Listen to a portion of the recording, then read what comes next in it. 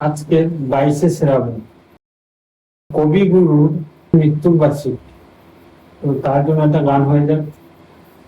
হ্যাঁ, অনেকদিন ধরেই আমায় অনেকেই পাঠান, বহু মানুষ আমায় পাঠান যে রিকোয়েস্ট করেন বিভিন্ন গানের।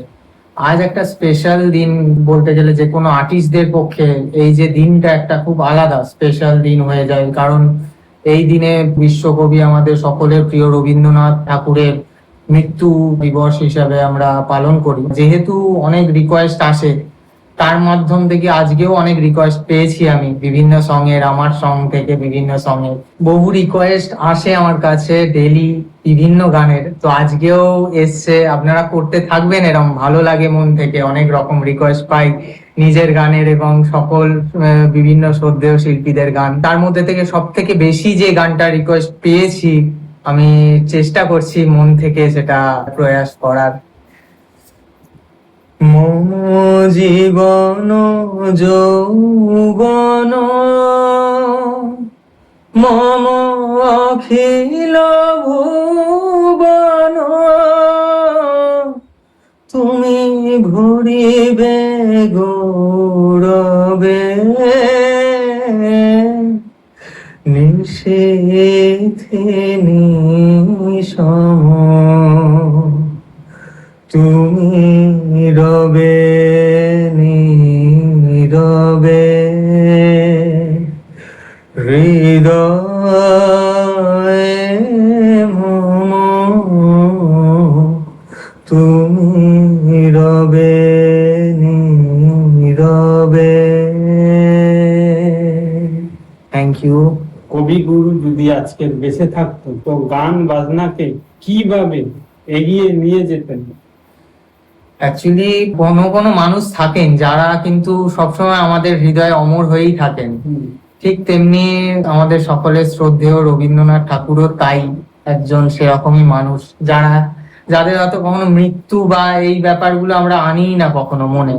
তিনি যতদিন, এনাদের মতন নাম যতদিন আছেন বাঙালি জীবনে, ততদিন কিন্তু বাঙালিরা বা আমাদের বাঙালি সংস্কৃতি সারা জীবন আমাদের মধ্যে সেইভাবেই থাকবে, সেই কালচারটা কিন্তু সেইভাবেই থাকবে।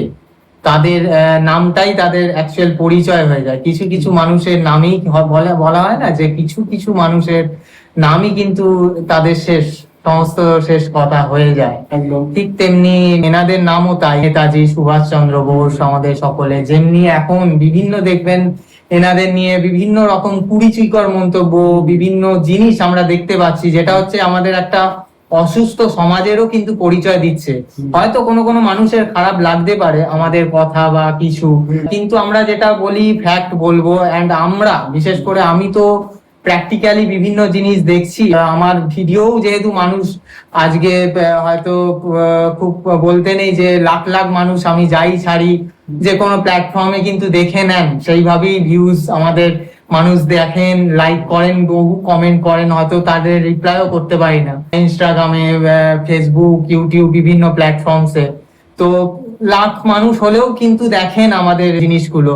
তো আমাদেরও একটা দায়িত্ব থাকে যে ভালো জিনিস মানুষ যাতে পায়, ভালো সংস্কৃতি, ভালো শিল্প যাতে মানুষের সামনে এসে দাঁড়ায় কোথাও না কোথাও। একদম ঠিক।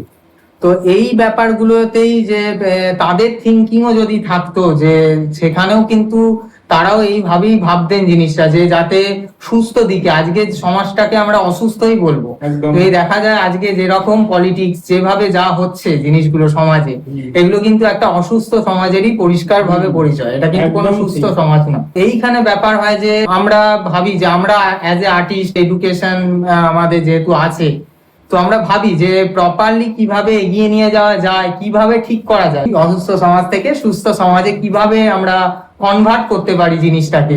তো আমরা সবসময় চিন্তা এগুলো থাকেই যে ভালো কিছু দিয়ে, দেখুন খারাপ কাজকে ভালো কিছু দিয়েই সম্ভব, এটা বহু পুরোনো যুগ থেকেই হয়ে এসছে। একমাত্র এর মেডিসিন এইটাই হয় যে মানুষ যত ভালো কিছু জিনিস গ্রহণ করবেন, আস্তে আস্তে আস্তে আস্তে কিন্তু খারাপ জিনিস থাকবে। আর এটা দেখতেও পাচ্ছেন মানুষ যে খারাপ যে কোনো জিনিস, যে কোনো মানুষ যখনই খারাপ দিকে যাচ্ছে, তার ফল আর রেজাল্টে তারা দেখতেই পাচ্ছেন যে কয়েক বছর পর তাদের কি হতে পারে বা কি দুর্দশা হয়।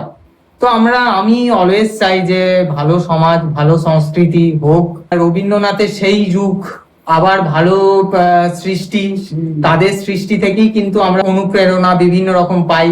এবং এই সমস্ত মনের ছুরি, আমাদের যেমন যে সমস্ত গান আসছে আরো, সেই সমস্ত গানের এই সমস্ত অনুপ্রেরণা থেকেই কিন্তু আমরা এই সৃষ্টিগুলো নতুন করার সাহস পাই এবং এগিয়ে যেতে ইচ্ছা লাগে অন্তর থেকে। কোথাও না কোথাও আমরা সেই থিঙ্কিংই কিন্তু আমরা ভালো কাজ করে চলেছি। Yes. ওই জন্যই সব বারবারই বলি যে শুধুমাত্র মানুষের সাপোর্ট, ভালোবাসা, আশীর্বাদটাই আমরা রাখি, যে তারা যদি সাপোর্ট করে আমরা পারবো হয়তো ভালো কিছু করতে, ভালো কিছু সৃষ্টি এইভাবেই মানুষের সামনে নিয়ে আসতে।